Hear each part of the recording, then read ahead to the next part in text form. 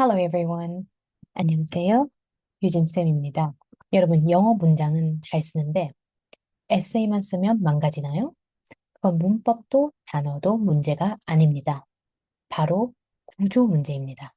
오늘은 영어 글쓰기 잘하는 학생들이 무조건 지키는 한 가지, 131 구조를 풀어볼게요. 131 구조란 1. 핵심 문장, 3. 근거, 1. 결론입니다. 사실 이 131 구조가 완전히 새로운 개념은 아니에요. 영어 에세이에 기본적으로 알려진 claim, reasons, conclusion, 즉 주장, 근거, 결론의 기본 구조를 아주 단순하게 정리한 버전입니다. 문제는 대부분의 학생들이 이 구조를 알기는 아는데 실제 글쓰기에는 제대로 적용을 못한다는 거예요. 문장을 바로 쓰기 시작하면서 구조가 흐트러지고 핵심 문장과 근거는 약해지고 문장이 중간에 끊기거나 반복되고 결론에서는 앞에 쓴 말이랑 안 맞게 되는 경우가 생깁니다. 많은 학생들이 영어 글쓰기에서 막히는 이유는 문법이 약해서도 아니고 단어가 부족해서도 아니에요. 가장 큰 이유는 구조 없이 바로 쓰기 시작하기 때문입니다. 우리가 한글로 글 쓸 때는 머릿속에서 핵심이랑 흐름을 먼저 정리하고 쓰잖아요.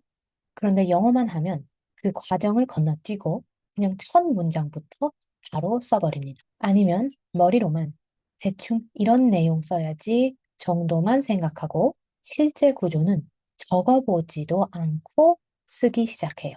그러다 보니까 문장 하나하나만 보면 괜찮은데 글 전체는 이상해지고 중간에 결국 막히게 되는 거예요. 해결 방법은 한 가지. 쓰기 전에 구조를 적는다. 생각보다 엄청 단순하죠? 단순하지만 이것만 해도 영어 글쓰기 난이도는 절반 이하로 떨어집니다. 131 구조. 그럼 어떻게 쓸까요? 이렇게 먼저 적습니다. 첫 번째, 이 글에서 내가 말하고 싶은 가장 중요한 핵심을 한 문장으로 요약해서 적기. 두 번째, 그걸 뒷받침해주는 근거 3개 적기. 그리고 마지막으로 이 글에서 내가 맺고 싶은 결론 요약한 한 문장 적기. 이 구조가 글 전체의 미니 구조가 되는 거예요. 그리고 이 3개의 근거가 나중에 각 본 문단, 메인 패러그래프의 핵심이 되는 겁니다. 예를 들어 볼게요. 이런 에세이 주제가 있다고 해볼게요. 가장 먼저 해야 할 건 이 주제에 동의하는지 동의하지 않는지부터 정해야 합니다. 저는 동의한다고 해볼게요. 그럼 이 글의 핵심 문장은 이렇게 되겠죠? 그 다음 이 주장을 뒷받침할 3가지 이유를 정해야 해요. 즉, 어떻게 10대들에게 SNS가 부정적인 영향을 주는지 3가지 근거로 증명해야 해요. 예를 들어, 첫 번째 근거.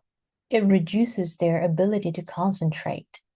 집중력을 떨어뜨리죠. 두 번째 근거. It lowers their self-esteem. 자신감을 떨어뜨리고. 세 번째 근거. It disrupts their sleep patterns. 수면 패턴을 방해하죠. 그래서 결론은 Therefore, social media can be harmful for young people. 이렇게 큰 구조만 먼저 잡아두면 그 다음 과정은 훨씬 쉬워져요. 각 근거에 디테일을 조금 추가하는 식으로 확 잡으면 문장이 길어져도 전체 흐름이 흔들리지 않고 글의 흐름을 잡기가 훨씬 수월해집니다. 한번 같이 해볼까요? 자, 그럼 방금 잡은 이 뼈대에 살을 어떻게 붙이는지 실제로 보여드릴게요. 먼저 서론부터 볼게요. 우리가 정한 토픽 센텐스를 맨 앞에 두는 거예요. Social media has a negative impact on teenagers. 여기에 요즘 상황을 한 줄만 덧붙여 볼까요?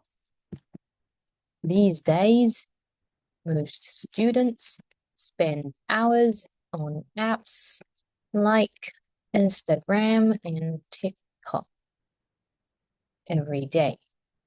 많은 학생들이 하루 종일 폰을 붙들고 산다는 배경 설명만 더해도 서론의 느낌이 나오죠. 오케이. 요거를 볼게요. 이제 본론입니다. 아까 우리가 잡아뒀던 근거 문장들을 각 문단의 첫 번째 문장, topic sentence로 그대로 가져옵니다. The reason one, it reduces their ability to concentrate. 처음에는 이렇게 한 문장만 써두는 거예요. 여기서 바로 글을 쓰는 게 아니라 왜 또는 어떻게 라는 질문을 스스로에게 던져보는 거죠. It reduces their ability to concentrate. How? 어떻게? SNS에 무한 스크롤이 뇌를 지속적으로 자극한다는 내용을 한번 더 해볼게요. Because endless scrolling trains their brain to seek constant stimulation. 단순히 집중력을 떨어뜨린다라는 말보다 훨씬 설득력 있는 근거 문장이 완성됐죠? 그 다음 문장엔 예시를 들면 돼요. For example, many students find it hard to focus on their homework when their phones keep buzzing. 알림이 울리면 집중하기 힘들다는 예시죠. 여기에 이 예시가 집중력이 어떻게 깨지는지 설명하면 돼요.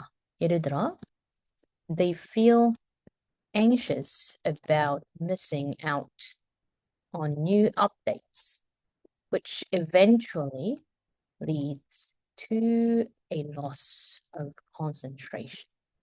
새로운 업데이트를 놓칠까봐 불안감 때문에 집중력이 깨진다고 써봤어요. 두 번째 근거도 마찬가지예요. It lowers their self-esteem. How? 여기에 어떻게 자존감을 낮추는지 구체적인 방법인 남들과 비교하게 만들어서라는 내용을 붙여볼게요. It lowers their self-esteem by encouraging constant comparison with others. 이 다음엔 이 비교가 왜 해로운지 예를 들어볼까요? 예를 들어 사진을 비교한다고 해볼게요. Seeing fabricated photos of others' lives can make teenagers feel unhappy about themselves and pursue unhealthy life goals. 편집된 다른 사람들의 사진을 보며 스스로를 불행하게 느끼고 비현실적인 목표를 쫓게 된다라고 한번 써봤어요. 이후에는 이게 왜 10대들을 행복하지 않게 만들고 건강하지 못한 인생 목표를 만드는지 추가 설명이 들어가면 돼요. 자, 이제 마지막 세 번째, 잠을 방해한다는 근거였죠.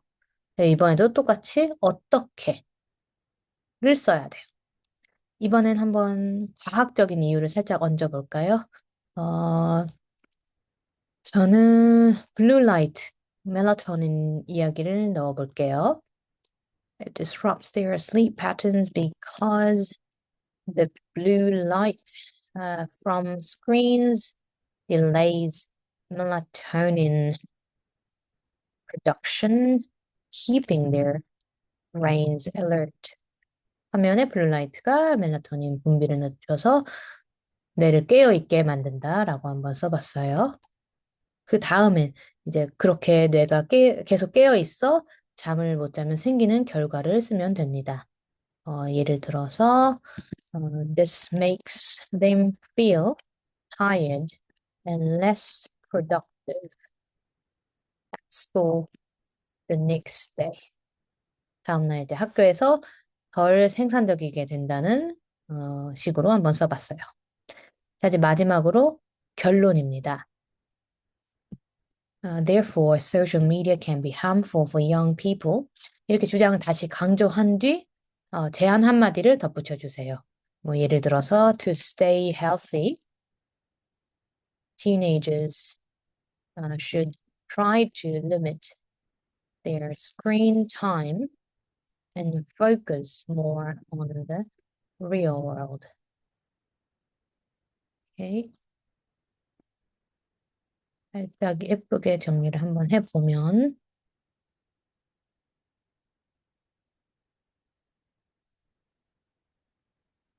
이런 이런 모습이 될 것 같네요.